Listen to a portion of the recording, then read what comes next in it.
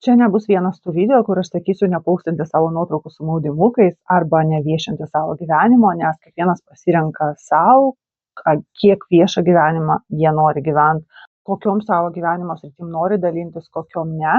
Čia nėra vienas iš tų filosofinių video, kur kuo reikia dalintis, kuo geriau nesidalinti. Čia yra būtent iš tos praktinės pusės, noriu pasidalinti savo kažkokiais pastebėjimais ir galbūt kai kurie dalykai jums iš tikrųjų išgelbės gyvenimą, niekada negali žinot. Mano laikais, aš žinau, dabar skambėsiu kaip sena moteris, bet kai aš tik tai pradėjau Instagramą, tarkim, dauguma mano draugų net neturėjo Instagramo. Ir aš atsimenu, kai tik pradėjau, pas mane ten buvo 12 draugų. Gal Instagramas dar nebuvo taip išpopuliarėjęs tarp mano amžiaus žmonių, aš nežinau, bet šiais laikais, tarkim, aš matau savo kai kurias jaunesnės bendradarbės, kurios in the early 20s, 20+.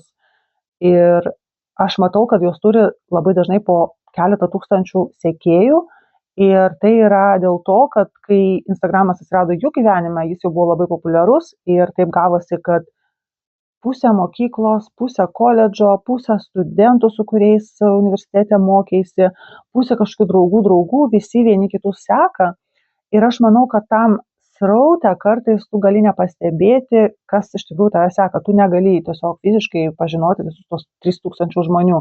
Ir mane kartais tai labai gąsdina dėl to, kad merginos iš tikrųjų oversharina savo gyvenimus, savo kažkokius, kur jos yra šiuo metu, ką jos daro šiuo metu. Ir tu niekada tiesiog negali žinot, kokiam pavojui tu save gali tiesiog atskleisti savo vietą arba kur tu esi, arba kur tu gyveni.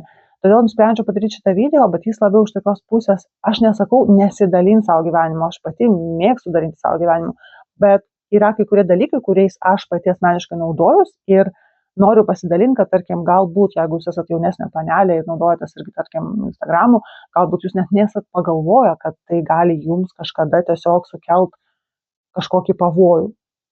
Taigi, jeigu jums įdomus šitas video, pasilikit čia, mes čia leidžiam laiką su Talku.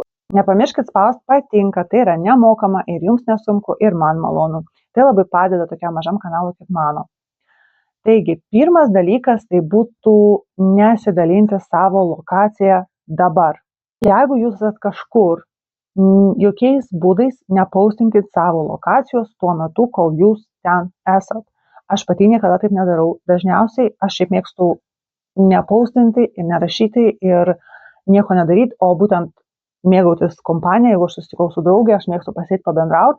Visą laiką, aišku, maistas tai yra mano silpnybė, aš visą laiką ypač gražius patiekalus aš mėgstu nufotografuoti, aš nufotografuoju, bet paviešinu, pašerinu aš tai savo storius, jau kai mes paprašėm sąskaitos ir tikriausiai laukiam sąskaitos, jau už 2 minučių išeisim iš tos patalpos, tik tai tada aš įkeliu šitą nuotrauką ir galiu padėti, tarkim, kad čia buvo toks ir toks restoranas, kai aš žinau, kad po 5 minučių manęs jau arti tos vietos nebus. Jeigu pas jūs yra keletą tūkstančių sekėjų, jūs nežinot, kas yra tarp šitų žmonių, kas galbūt gali turėti kažkokių blogų ketinimų jūsų atžvilgių.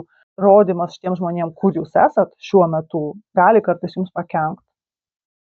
Todėl lokacija, prašau, norit pasidalinti, kad tai buvo labai fainas restoranas, pasidalinkit, kai jūs jau išeinat iš jo. Arba geriausia, kai jūs jau sėdit, nežinau, taksi ir važiuojat namo, tik tai tada. Neviešinkit savo darbo vietos arba mokslo įstaigos. Vėlgi, dauguma jūsų draugų, klasiokų, kursiokų, jie žino, kur jūs mokotės, bet žmonės iš išorės, kurie galbūt galvoja, o kaip jūs būtų galima surasti realiam gyvenime, neviešinkit.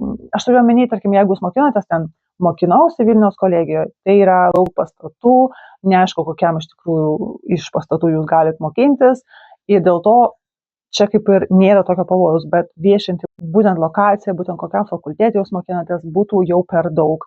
Lygiai taip pat, kaip ir jeigu jūs vis dar esat mokykloje, pavyzdžiui, vyresnėse klasėse ir turite uniformą, nepaustinkit viešai tų nuotraukų, kur matosi jūsų mokyklos logotipas. Tarkim, jeigu jūsų mokykla turi logotipą, nes šiais laikais daug gimnazijų turi būtent uniformas su kažkokiais tai užrašais, kurie parodo tiksliai, kokioje mokykloje jūs mokotės. Tiesiog venkit šito, jūs galite tai šerinti, žinot, yra ten Instagram'e pasirinkti istorijus, kur tik draugai mato, tarkim, jeigu jums labai norisi tai pašerinti.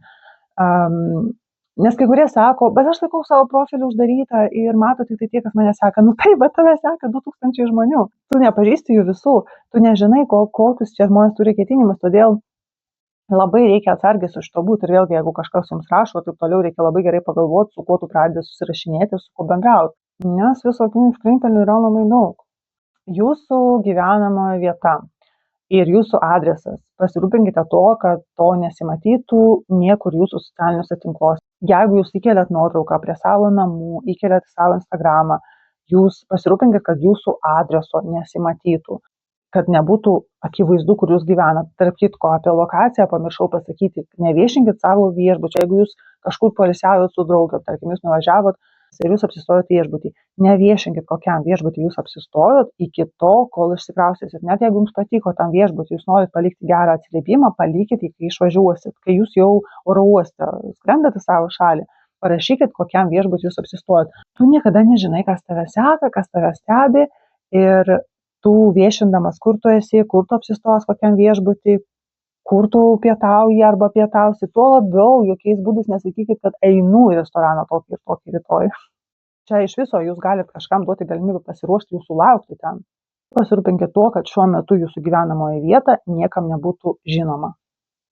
Dar prie gyvenamos vietos tai yra vaizdas pro langą. Jeigu pas jūs pro langą matosi kažkas išskirtinio, kažkoks išskirtinis pastatas, pagal kurį būtų labai lengva rasti jūsų namus, irgi pasistengėt tokių nuotraukų nekelt. Tarkim, pavyzdžiui, aš gyvenu Anglijoje ir mano, Anglijoje visi angliški namai atrodo vienodai. Jie tokie 2 aukštų, raudonų plytų pagrinde namai su kiemais. Ir tarkim, aš galiu įkelti nuotraukas iš vidinio kiemo, nes visi tokie kiemai atrodo vienodai. Bet, pavyzdžiui, kitoj pusėje namo aš turiu tokį biškį išskirtinį pastatą, kur, tarkim, žmonės žinantis žinotų, kur tai yra.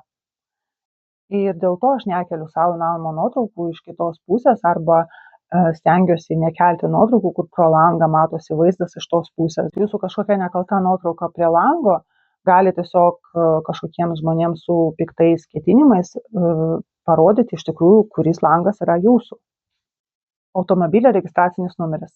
Šitas dalykas jau nėra labai populiarus, bet aš vis dar matau, kai ypač jaunesnės mergaitės, kurios ką tik išlaikė savo teisės, jos labai mėgsta nusifotografuoti. Pagaliau išlaikiau, žodžiu, prie naujo automobilio ir matosi registracinis numeris. Norit paviešinti savo džiaugsmą? Paviešinkit. Norit nusifotografuoti savo naują mašiną ir sertifikatų, kad išsilaikė teisės, nusifotografuokit. Bet pasirūpinkit, kad tiesiog nesimatytų vėlgi nei jūsų namų, nei jūsų automobilių registracinis numeris. Ir aš manau, kad pats elementariausias dalykas, tai irgi neviešinkit savo jokių dokumentų, ne? Jeigu jūs fotografuojat savo teisės, pasirūpinkit tuo, kad visi asmens duomenys ir tuo labiau tokie dalykai kaip telefono numeris arba kažkokia ten gimimo data, gyvenamoji vieta, kad visos šitos vietos nebūtų matomos ir nebūtų prieinamos tiesiog bet kokiam random žmogui iš tų kelių tūkstančių sekėjų, kurie seka jūsų Instagram'e. Aš labai tikiuosi, kad šitie patarimai kažkam bus naudingi ir galbūt jeigu jūs net nesat susimąstę apie tai, jūs galbūt pradėsit taip daryti ir galvoti apie tai, ką jūs viešinat ir kada jūs viešinat. Ir vėlgi aš nesakau, viešinkit, ką norit. Tiesiog supraskit, kada ir kokiam aplinkybėm jūs galite tai viešinti ir ką jūs galite kelti savo socialinius tinklus. Taip pat galite pažiūrėti šitos video. Likite saugus. Visiems bye!